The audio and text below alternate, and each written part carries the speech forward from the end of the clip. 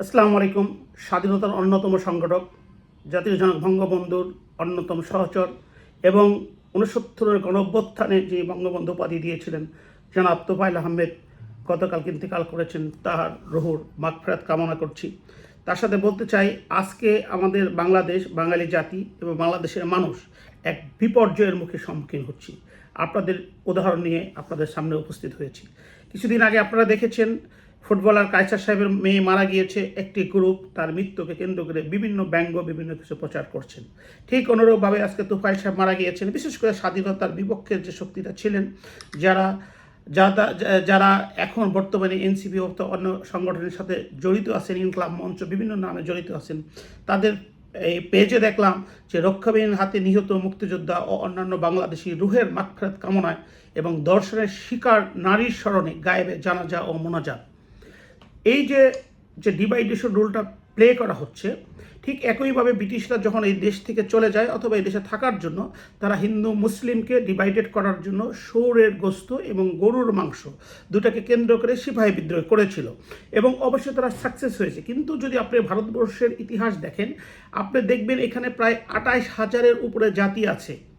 Even কি যদি শুধু ল্যাঙ্গুয়েজ ভাষা নিয়ে জাতিকরণ, সেটাও ৫০০-র উপরে আছে। এবং বৃহত্তর ভাষা যেমন জাতি গঠন, রাষ্ট্র গঠন করা যায় এবং সেটা অলরেডি বিভিন্ন স্টেট রাষ্ট্রের নামে আছে, সেটার সংখ্যা অধিক। যেমন তামিল, তাদের নিজস্ব ভাষা আছে। যেমন কন্নড়, ব্যাঙ্গালোর, যেটা আপনারা আইপিএলে দেখেন, আমি ওখানে লেখাপড়া করেছি। ব্যাঙ্গালোর যে জাতি, তাদের নাম বলা হয় কন্নড়। আপনি মালায়ালাম, যেটা কেরালা, তাদেরকে বলা হয় মালো, মানে মালায়ালাম ভাষায় তারা কথা বলে। ইভেন মারাঠি, গুজরাটি, বেঙ্গলি, পাঞ্জাবি। সেরকম পাকিস্তানেও কিন্তু সিন্ধু জাতি আছে, সেখানে পাকিস্তানের খাইবার নাখতুন তারা একটা জাতি আছে, তারা কিন্তু মুসলিম। কিন্তু যদি এই ভাষাগত জাতির বিরুদ্ধেও তারা রাষ্ট্র গঠিত হতো, তাহলে আমাদের মধ্যে ভ্রাতৃত্ব থাকতো, ধর্মীয় ভ্রাতৃত্ব থাকতো, আবার মারামারি করতাম না।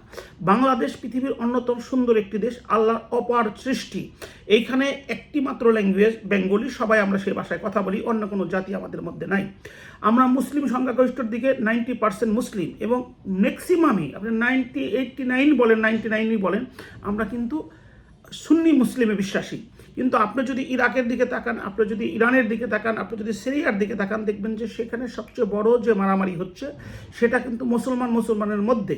এবং ইরাক ইরানের যুদ্ধ আপনাদেরকে মনে করে দিতে চাই, সেটা হচ্ছে সিন্নি এবং শিয়াকে কেন্দ্র করে, আমাদের মধ্যে নাই। কিন্তু একটি চক্র অত্যন্ত পরিকল্পিতভাবে, সে চক্রটার নামই আমি আপনাকে বলি, আমেরিকা, ডক্টর ইউনুস, তারা কিন্তু মেটিকুলাসলি ডিজাইন নিয়ে আমাদের এই বিচ্ছেদ সৃষ্টি করার জন্য এসেছে, ডিভাইডেড রুল সৃষ্টি করার জন্য এসেছে, যাতে আমরা সামনের দিকে অগ্রসর হতে না পারি।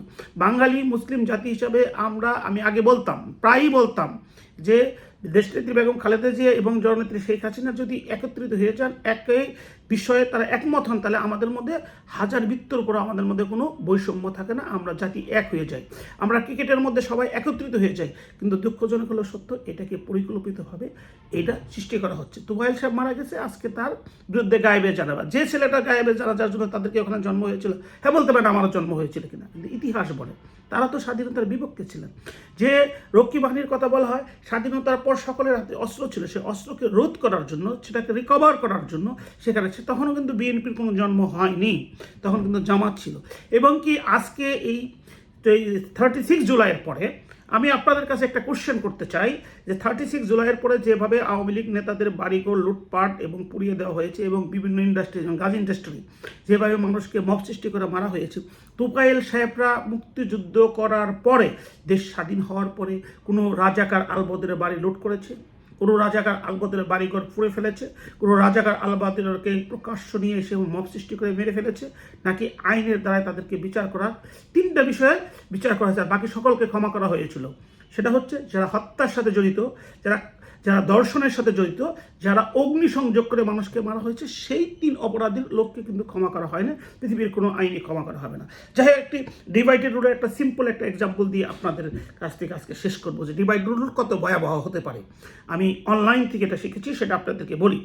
সেই উদাহরণটা দিয়ে আপনাদেরকে বলি যে ধরেন একটি কূপের মধ্যে একটি গরু মারা গেল, সেখানে যে কৃষক সেই গরুটা একটা কূপের মধ্যে ফেলে দিল, তারপরে সেই কূপের মাংস, গরুর মাংসটা খাওয়ার জন্য শত শত ইঁদুর সেখানে উপস্থিত হলো। তারা খুব মহা আনন্দে সেই গরুর মাংস খেলো এবং যখন গরুর মাংস শেষ হয়ে গেল তখন তাদের আর কোনো খাবার রইল না, তখন তারা স্ট্রাগলিং করতে থাকলো বেঁচে থাকার জন্য। কিন্তু ওই কূপ থেকে ওঠার কোনো তাদের আর উপায় নাই। তখন তারা অনেক লাফালাফি দাফাদাফি করার পর একটা পর্যায়ে তাদের খিদার তাড়নায় তারা নিজেদের দুর্বল যারা আছে তাদেরকে খেতে আরম্ভ করলো। এইভাবে খেতে খেতে খেতে খেতে সর্বশেষ একটা ইঁদুর বেঁচে রইল। কিন্তু সে ইঁদুর কিন্তু কি করেছে, ইন দ্য মিনটাইমে নিজের স্বজাতির মাংস খেতে খেতে সে কিন্তু ভুলে গেছে ওই গরুর মাংসর টেস্ট। তার চোখ লাল টকটকা হয়ে গেছে। তখন ওই কৃষকটা ওইটাকে উদ্ধার করলো। প্রশ্ন যদি আপনাদের করতে চাই, কৃষকটাকে ওটাকে পালন করবে নাকি ওটাকে মেরে ফেলবে? না, কৃষকটা ওটাকে মেরে ফেলবে না, কারণ কৃষক ইঁদুরের অত্যাচারে অতিষ্ঠ হয়ে এই কূপের মধ্যে তারা মরা গরু ফেলেছিল। এখন ওই ইঁদুরটা আবার উনি বাঁচিয়ে রাখবে, কারণ হচ্ছে ওই ইঁদুর আর মরা গরুর মাংস খাবে না, ওই ইঁদুর আর কৃষকের ধান খাবে না, ওই আর কৃষকের ওই ইঁদুর খুঁজে খুঁজে ইঁদুর বের করে তার স্বজাতিকে খাবে। আজকে আমেরিকার ডক্টর ইউনূস এখানে শিশু মৃত্যুর জন্য একমাত্র দায়ী। আপনারা দেখেছেন ডক্টর ইউনূস যে সব ছেলেদেরকে নিয়ে এসেছে তাদেরকে সুন্দর পরিশিষ্টভাবে দেশপ্রেমে দীক্ষিত করে নেপালের মধ্যে করতে পারে, তা না করে তাদের অর্থনৈতিক বিভিন্ন স্বার্থের সাথে সম্পৃক্ত করে তাদেরকে আওয়ামী লীগ মুক্তিযুদ্ধ যারা নেতৃত্ব দিচ্ছেন সেই আদর্শের সাথে সরাসরি একটা ডিভাইডেড রুল প্লে করার চেষ্টা করেছেন। আমাদের যারা মাওলানা হুজুর আছেন তাদের কাছে রিকোয়েস্ট করব, দেশের দুর্বিষয়ের সময় আপনারা দাঁড়ান, আপনারা দেশের স্বার্থে না দাঁড়ালে ইসলামের স্বার্থে দাঁড়ান। কারণ এই ডিভাইডেড রুল প্লে করার পরে আমাদের এই রাঙ্গামাটি খাগড়াছড়ি বান্দরবনে একটা খ্রিস্টান রাষ্ট্র হবে, একদিকে হিন্দু রাষ্ট্র, আরেকদিকে মায়ানমার, সেটা আরেকটা বৌদ্ধ রাষ্ট্র, আর একদিকে যদি খ্রিস্টান রাষ্ট্র হয়, সামনে আপনার বঙ্গোপসাগর। আপনারা যে ডিভাইডেড রুল প্লে করছেন যেভাবে নিজের মধ্যে, হ্যাঁ আমি আওয়ামী লীগ করতাম, আপনি জামাত করেন, আপনি বিএনপি করেন, বিভিন্ন দল করতে পারি, আমরা দেশের স্বার্থে দেশের প্রয়োজনে যদি অক্ষমতে পৌঁছাতে না পারি তাহলে আমাদের রাজনীতি কিসে? কিন্তু আমরা যেভাবে একজন আরেকজনের মৃত্যু নিয়ে উল্লাস করছি এবং যেভাবে আমরা উল্লাসে মেতে উঠছি, যেভাবে ওই আম্বার ছেলেটার কথা বলে আমি শেষ করবো, এই রাজশাহীর জিএস, আমি অত্যন্ত দুঃখিত, একটা ইয়াং সুন্দর ছেলে, সে সেদিন দেখলাম মাশরাফির বাসায় যেয়ে সামনে যেভাবে ব্যঙ্গ করে লাইভ করল, এত তো শুধু ঘৃণা, বিদ্বেষ এবং নিজেদের মধ্যে ডিভাইডেশন রোল সৃষ্টি হচ্ছে। এ থেকে আমাদের মুক্তি কথা, এই প্রশ্ন রেখে শেষ করছি। আসসালামু আলাইকুম।